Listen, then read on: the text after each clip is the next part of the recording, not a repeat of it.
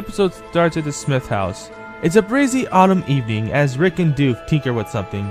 You know, we should do this more often. You know, Rick and Doof just hanging out, tinkering with gizmos and whatnot. Just two scientists doing science things.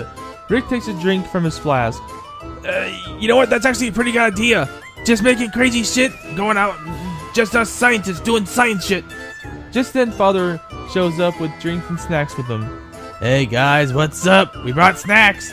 I just need to go and wash my hands. One of the sodas had a hole in it and didn't know about it until we were halfway here. He walks into the kitchen. It's dark inside. Hey Rick, what's with the lights being out? The family's out for getting groceries. It's just us for right now. You know, until you get back for movie night. As Father goes back inside in the kitchen, Rick looks up. Oh, and Yumi's in the bathroom. There he goes. But Father didn't hear him. As Father is washing his hands, he hears something that sounds like cutting sounds coming from upstairs. He slowly makes his way up when he sees the bathroom light is on. The door open just a crack. He can hear something inside. He gets closer and realizes it's Yumi. There we go, all done. Now let's get you in the tub, Mom, she says. He hears something lightly thud in the bathtub. Now let's get started on Jerry. The cutting sounds start again. Father covering his mouth as he slowly backs away from the bathroom, almost stumbling down the stairs. He makes his way back to the garage when, just then, Rick, Doof, and Sims walk in. Hun? Did you wash your hands? Father pulls Sims in the garage. Sims, I think Yumi is up there, killing her family. Sims gives him a weird look. Very funny, Father. Now, let's get back inside and get ready for movie night. Doof said he brought a science fiction B movie that we all like, and I want to see if he's overselling it. Sims walks back in the kitchen as Father tries to stop him, and sees Yumi in the kitchen washing something off. Hey, Yumi, what are you doing? He said, joking. Oh, I'm just washing this knife. She holds up a giant butcher knife. I wanted to use something smaller, but you know, gotta work with what you have. She takes the knife with her out of the kitchen. Oh, and don't tell the others I was in here, okay? Sims slowly nods as she leaves back upstairs. Oh my god, she's completely nuts. Sims says as Father walks in. You're right. She had to have murdered him. They go to the sink where she was cleaning the knife off. They see faint stains in the sink. It looks like blood. She was cleaning the murder weapon and took it back with her to continue her horrible crimes. Well, what do you think we should do? Should we tell the squad? Father says, shaking Sims. He stops him. No, Rick would probably just defend her. If she's doing this, he has to have known. Maybe we should wait, and if she tries to strike, we'll be ready. And for Rick, if he tries to help Yumi, which I highly doubt, but you never know. Sims and Father slowly walk in the living room as Doof and Rick are setting the snacks and drinks up at the coffee table. They sit down, Sims and Father watching Rick suspiciously. What are you two looking at? Sims and Father nervously look around. Nothing. Just, looking around is all. Father agrees. Rick nods and grabs a soda, taking a drink. You really think he knows? Father whispers to Sims. Sims shrugs as Rick looks at them. Knows what? You know, you're not exactly the quietest when you whisper, Father. Rick says, now giving them a suspicious look. Father fumbles with his hands. You know, the plot of the movie is about. Yeah, that's it. Sims gives him a look. What are you doing? You're gonna give it away that we know. Also, don't spoil the movie for me, Father. Sims says, shushing Father. I don't know what the movie is about. Doof brought it with him. Apparently it's from his homeland of Druseldorf or whatever. Rick says as Doof looks at him annoyed. I'm from Glimmerstump. It's a small village near Drusselstein. I told you this, Rick. Doof said annoyed. Sorry, Doof. I must not have cared when he said it. He drank his soda. I do now, though. Rick smiled at Doof. Just as Father was about to say something, they hear Yumi walk down the stairs to the living room. It's about time you came down. How's the project going along? He asks Yumi. She smiles, holding up the knife. Something is covering her hands and the blade. Father stands up. Aha! I knew you did it! Father yells, pointing at Yumi. She looks confused at them. Father, what the hell are you talking about? Oh, I get it.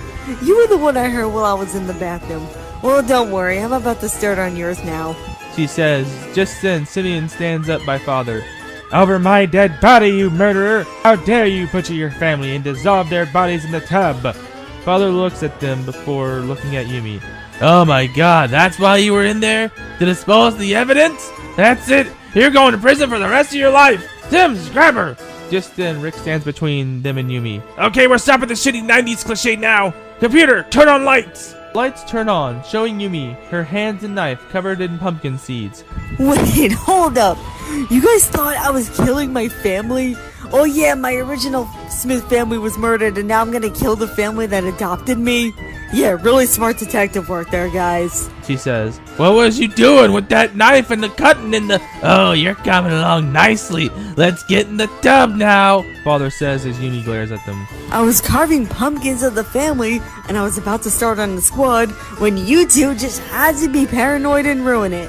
She said, crossing her arms. Sims feels bad and looks at Father. Look what you did. You made her upset. And I can't believe you didn't know Father was being his usual father self. And no, I would never do that. Sims chuckles, rubbing his head. Ah, yeah, that was a crazy notion.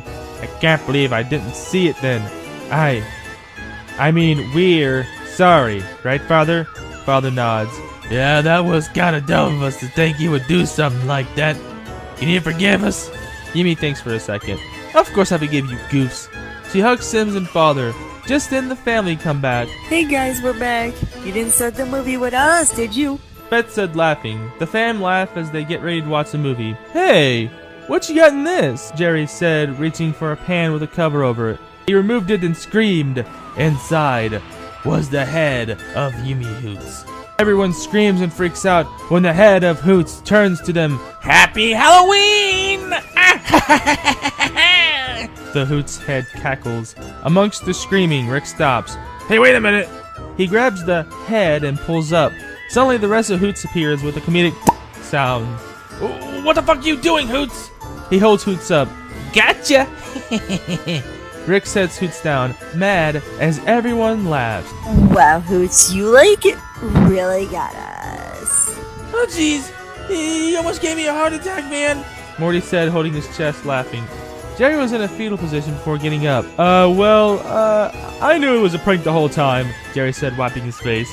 Oh, who am I kidding? I don't know what's tears and what's sweat. You really got me. Rick's impressed on how Jerry took the joke. Holy shit!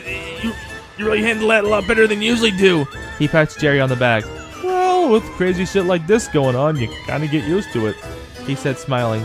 Just then, Harley, Zim, and Peridot arrive. What's up, fam? We got more snacks for the movie. Peridot and Zim bring in more stuff, putting it on the coffee table. This is sure to be the best movie night ever, she said proudly.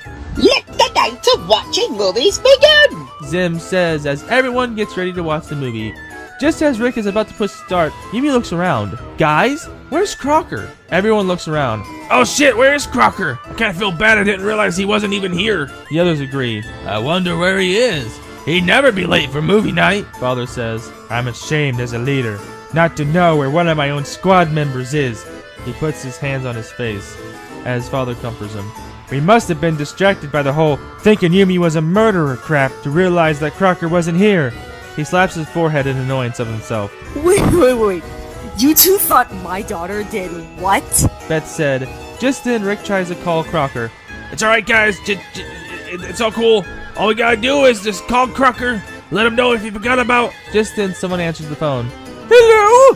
Who's this? The woman said. It was Crocker's mom. Who's this? Where's Crocker? That's what I want to know. I want to check if he was going to that movie thing he was going on about. When I heard loud noises coming from his room, and when I checked to see what the commotion was, he was gone! I heard his phone ringing by a scorched ring on the floor. What happened to my tinsel? Rick and the squad look at each other, shocked as Crocker's mom can be heard crying on the phone. The screen fades to black as To Be Continued appears.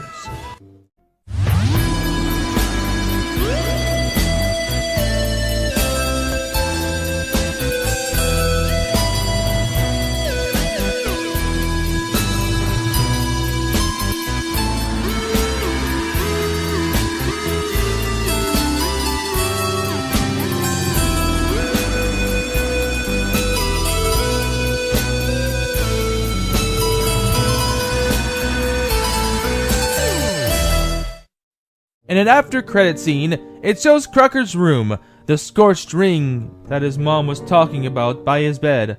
Under the bed, amongst many boxes, one of them stood out. It was a light blue box with a star-shaped button.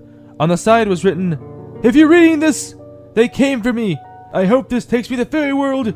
If not, goodbye." The screen fades to black again.